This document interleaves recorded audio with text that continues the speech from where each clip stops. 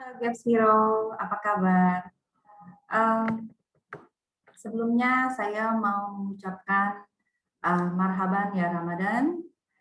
Akhirnya sudah tiba lagi waktunya untuk umat Muslim berpuasa. Saya mengucapkan selamat berpuasa. Em, Banyak Gaps Hero yang menjalankan Gaps protokol yang Muslim menanyakan ke saya, Bu, kalau saya mau menjalankan GAPS protokol dalam selama berpuasa bisa nggak? Bisa banget, bisa banget. Itu kalau di GAPS itu juga kan ada ya, ada namanya ketogenic GAPS atau intermittent diet GAPS itu ada. Oke, jadi sebenarnya sangat bisa dijalankan. Saya paham kalau misalnya dalam berpuasa itu menahan lapar dan haus itu bukan yang utama. Oke, itu saya sangat paham sekali. Tapi menahan emosi, menahan amarah, itu yang menahan nafsu, itu yang utama. Tapi biar bagaimanapun juga, kita kan masih harus terus beraktivitas selama bulan puasa. Oke, dan ketika kadar gula dalam darah itu turun, pasti biasanya for some people itu rasanya pusing, kelayangan, oke?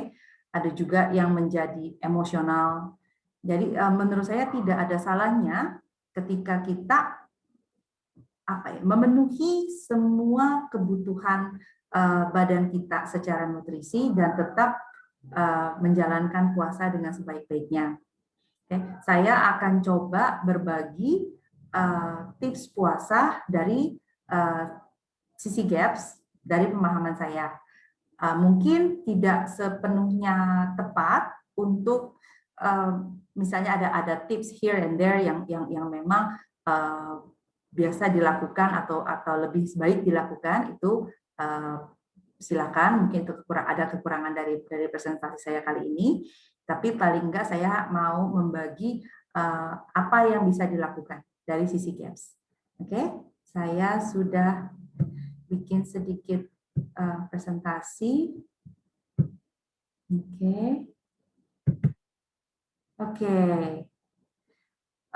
Kalau puasa itu kan kita sahur, betul?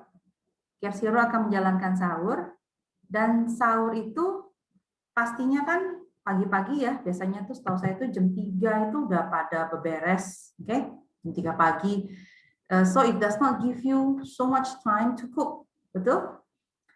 Saran saya adalah kalau misalnya punya slow cooker seperti ini, bisa sebelum tidur di masukin aja dulu dagingnya. Oke, ini kebetulan daging ayam. Saya pakai sayur-sayuran. Saya jarang pakai sayur sih kalau misalnya untuk bikin kaldu itu saya paling pakai wortel, bawang bombay, bawang putih, bawang merah yang simple karena saya bikinnya basic. Karena apa? Jadi kalau misalnya nanti saya mau bikin menu lain, gampang. Udah ini kan cuma yang basic doang. Oke. Malam sebelum tidur siapkan kaldu, oke?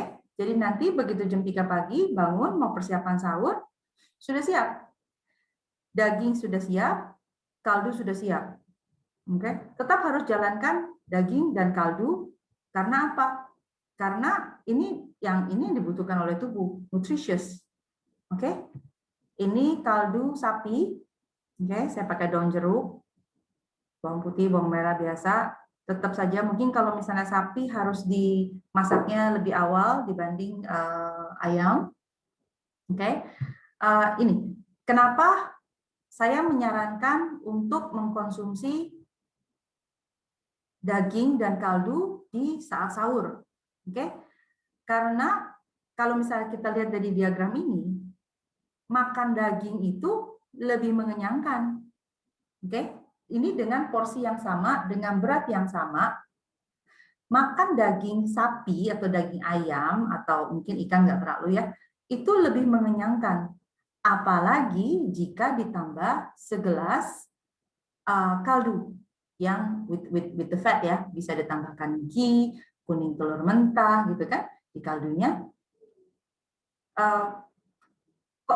Kadar lemak yang kita masukkan ke dalam badan kita itu akan membuat badan kita lebih fit, kesatu juga lebih kenyang ya, lebih kenyang dan lebih nutritious buat badan. Dan ini kalau menurut saya, ibu atau Gaps Hero menjalankan sahur, makan yang panduan saya yang tadi saya berikan itu daging, kaldu dan lemak, itu mungkin bisa sampai lewat makan siang itu masih belum lapar. Nah, ini sudah saya jalankan sendiri. Saya pagi-pagi kadang-kadang masih terlalu repot ya, terlalu repot. Jadi saya siapkan sarapan buat anak saya, buat suami saya. Tapi buat saya sendiri, saya paling hanya minum 1 gelas kaldu, ada tambahan lemak sedikit atau enggak lemak dari kaldunya saja itu saya bisa sampai jam 12 baru makan lagi. Itu hanya kaldu saja. Oke, jadi boleh dicoba untuk sahurnya.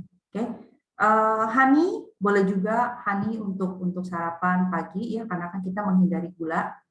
Atau bisa juga madu ini dipakai untuk bikin kudapan pembuka puasa.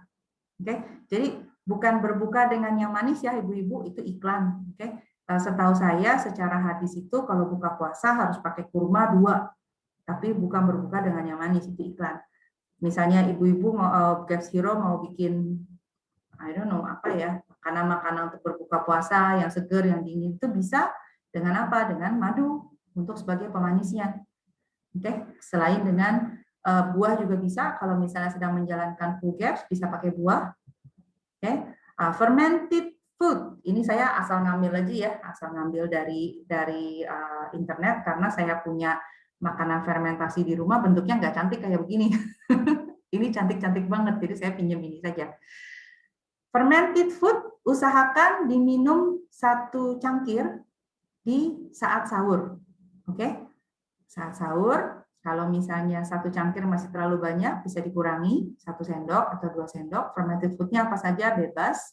Bisa whey, bisa water kefir, bisa milk kefir, bisa yogurt, bisa air sauerkraut, apapun, wheat kefas, apapun itu. Tapi jangan lupa dikonsumsi 1 hari 2 kali pada saat sahur dan berbuka. Nah, ini bikinan saya sendiri, Greek yogurt dari Symbiotic Drink. Saya ambil whey-nya, saya bikin Greek yogurt, saya kasihin buah-buahan. Ini juga bisa menjadi ide untuk berbuka puasa. Nah, oke. Kalau kurma boleh nggak Bu Yuni? Boleh banget. Tapi dengan catatan kurmanya itu kalau bisa 1 yang kurma segar. Kurma segar mahal Bu Yuni, ya memang sih kurma segar mahal, tapi kalau misalnya mau yang kurma fermentasi itu, pastikan kurma yang dikonsumsi itu tidak ada tambahan gulanya. Tambahan gula taunya dari mana? Jadi kalau misalnya kita pegang kurma, kalau misalnya pegang lengket-lengket begitu, oke, itu berarti ketika proses fermentasinya itu ada tambahan gula dan itu tidak boleh. Oke. Untuk menu berbuka kalau buat saya mungkin saya masih akan tetap dengan kaldu dan daging, tapi diolah dengan bumbu. Bumbu menu Indonesia itu kan kita banyak memakai santan, oke? Boleh nggak? Boleh. Tapi usahakan yang fresh, oke? Fresh, tidak dari kardusan, tidak dari botolan, tidak dari kalengan, tapi peras sendiri. Peras sendiri. Dan usahakan misalnya nih mau bikin soto atau mau bikin apa gitu ya, santannya itu ditambahkan di terakhir aja atau kari gitu kan sudah jadi semuanya, bumbu-bumbunya juga harus fresh, jangan instan. Oke, itu bumbu santannya itu ditambahkan terakhir.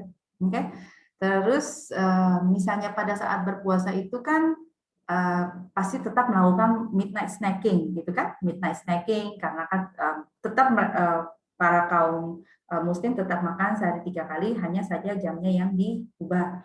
Jadi midnight snacking itu bisa, ini kalau midnight snacking itu tergantungnya itu sekarang sedang di tahap apa.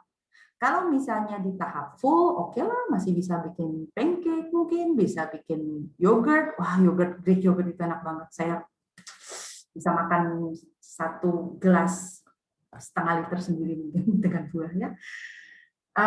Buahnya harus masak. Kalau buahnya nggak masak, itu tidak boleh dalam gaps. Oke?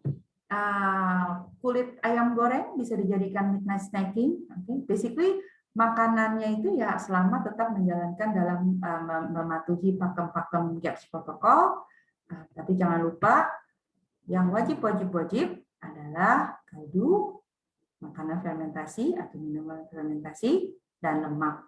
Oke, selamat berpuasa. Semoga ibadahnya diterima oleh Yang Maha Kuasa dan merayakan hari kemenangan bersama keluarga dengan bahagia dan sehat. Oke, jangan lupa 3M atau 5M, pokoknya sehat-sehat selalu. Baik, terima kasih. Salam dari saya dan para kru di GAPS Diet Indonesia. Terima kasih. Salam.